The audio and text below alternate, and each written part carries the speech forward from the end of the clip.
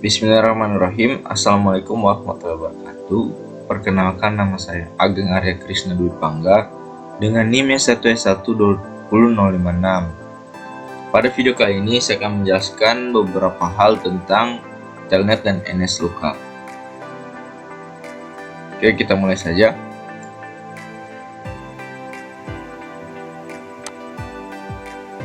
Oke, jadi yang pertama itu Telnet. Pengertiannya, Telnet adalah protokol jaringan yang digunakan untuk akses dan mengontrol perangkat jaringan dari jarak yang jauh. Dan untuk fungsinya, memungkinkan pengguna untuk melakukan akses remote ke perangkat jaringan seperti server, router, atau switch. Sedangkan Telnet dalam akses remote ke perangkat jaringan yaitu digunakan untuk mengatur konfigurasi, menguji konektivitas, dan mengelola perangkat jaringan dari jarak jauh. Oke, jadi di sini ada kelebihan dan kekurangan. Untuk kelebihan Telnet yang pertama yaitu sederhana dan mudah dipahami. Jadi Telnet ini memiliki antarmuka pengguna yang sederhana dan mudah dipahami, sehingga dapat digunakan oleh pengguna dengan berbagai tingkat keahlian. Dan yang kedua, platform independen. Jadi Telnet ini dapat diakses dari berbagai platform seperti Windows, Linux, dan macOS. Untuk biaya, yang ketiga itu biaya. Jadi Telnet ini solusi yang relatif murah atau bahkan gratis karena banyak perangkat dan sistem operasi yang menyertakan dukungan Telnet. Dan yang keempat, kelebihan yang keempat, teknologi Telnet server yang matang. Jadi teknologi server Telnet yang sudah ada untuk waktu yang lama dan banyak implementasi server yang matang dan stabil sudah dikembangkan. Untuk kekurangan yang pertama, dia ini keamanannya yang rendah. Jadi ini salah satu kelemahan utama dalam Telnet, itu keamanan yang rendah. Jadi data yang dikirimkan antara klien dan server tidak dienkripsi sehingga rentan terhadap penyadapan. Dan untuk kekurangan yang kedua, yaitu ketidakamanan password. Jadi informasi pengguna, kata sandi, dia tuh dikirim dalam teks terbuka, jadi dapat dengan mudah dicuri oleh pihak yang tidak berwenang atau yang tidak bertanggung jawab. Dan yang ketiga, keterbatasan fungsionalitas. Telnet seringkali memiliki keterbatasan fungsionalitas bawaan dan beberapa aplikasi mungkin memerlukan protokol yang lebih canggih seperti SSH atau Secure Shell. Dan kekurangan yang keempat yaitu rentan terhadap serangan. Jadi Telnet ini rentan terhadap serangan brute force dan serangan lainnya karena kurang enkripsi dan perlindungan keamanan yang kuat. Dan yang kelima, untuk kekurangan dari Telnet yaitu tidak mendukung grafis. Jadi Telnet dia ini cenderung fokus pada teks dan kurang mendukung antarmuka grafis. Jadi tidak cocok untuk aplikasi yang memerlukan tampilan grafis. Oke, selanjutnya di sini ada cara menggunakan Telnet. Jadi untuk tahap yang pertama atau step pertama, kita di sini menggunakan command prompt. Jadi command prompt itu bisa dibuka melalui menu start atau kita tekan bersamaan tombol Windows dan R, kemudian kita ketik cmd lalu kita enter. Untuk step keduanya di sini perintah Telnet dia kita ketik perintah Telnet spasi alamat IP atau nama host lalu kita enter. Dan untuk step ketiganya, jika diperlukan masukkan username atau password untuk mengakses perangkat jaringan. Jika tidak ada, bisa langsung ke step yang keempat atau tahap keempat, yaitu setelah mengetik perintah dan enter. Kalau koneksinya berhasil, kita akan melihat layar hitam kosong atau pesan selamat datang dari server. Dan untuk tahap yang kelima, untuk keluar dari sesi Telnet, kita bisa ketik quit dan tekan enter atau gunakan kombinasi tombol Ctrl J lalu ketik quit. Yang kedua yaitu NSLookup. Jadi pengertiannya NSLookup adalah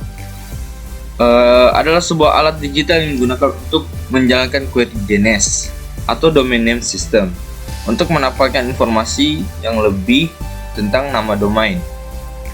Untuk fungsinya seperti pengertiannya tadi, membantu dalam mendiagnosis masalah jaringan, menguji konektivitas, dan mendapatkan informasi DNS.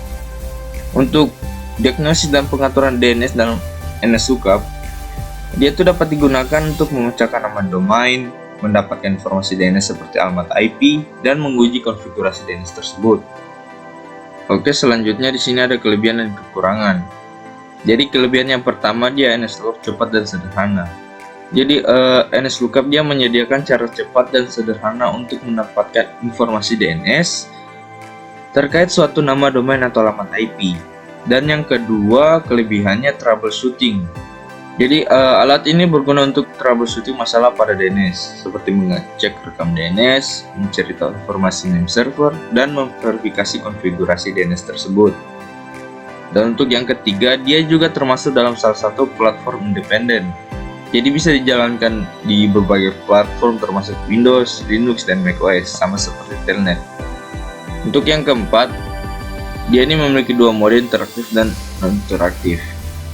Jadi untuk mode interaktifnya, dia memungkinkan pengguna menjalankan serangkaian perintah tanpa perlu keluar dan masuk kembali.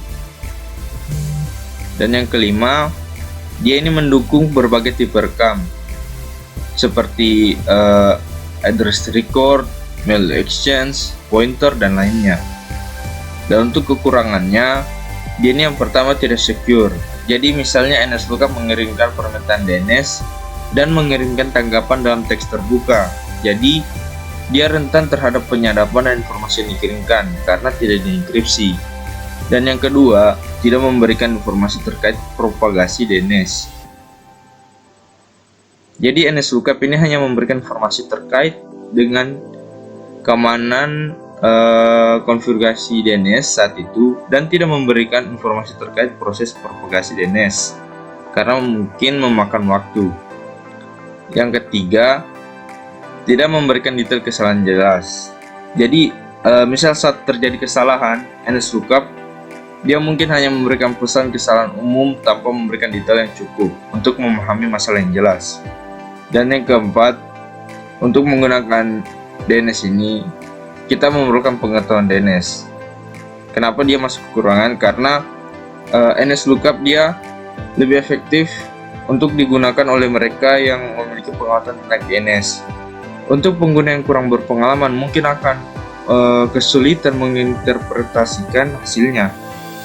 Dan yang kekurangan yang kelima, dia ini terbatas pada command line interface atau CLI.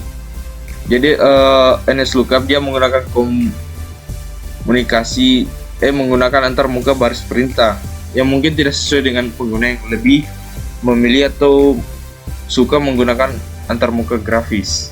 Di sini cara menggunakan NSLookup sama seperti Telnet tadi, kita menggunakan command prompt juga atau CMD. Tapi perintahnya untuk NSLookup dia menggunakan perintah NSLookup spasi nama domain atau alamat IP. Untuk hasilnya bisa kita lihat hasil query yang mencakup alamat IP, nama server, dan informasi DNS lainnya. Perbandingan Telnet dan NSLookup. Untuk perbedaannya seperti yang bisa kita lihat dari pengertiannya, Telnet ini protokol untuk akses remote ke perangkat jaringan dari jarak jauh, sementara NSLookup dia untuk menjalankan query DNS atau mencari informasi tentang DNS.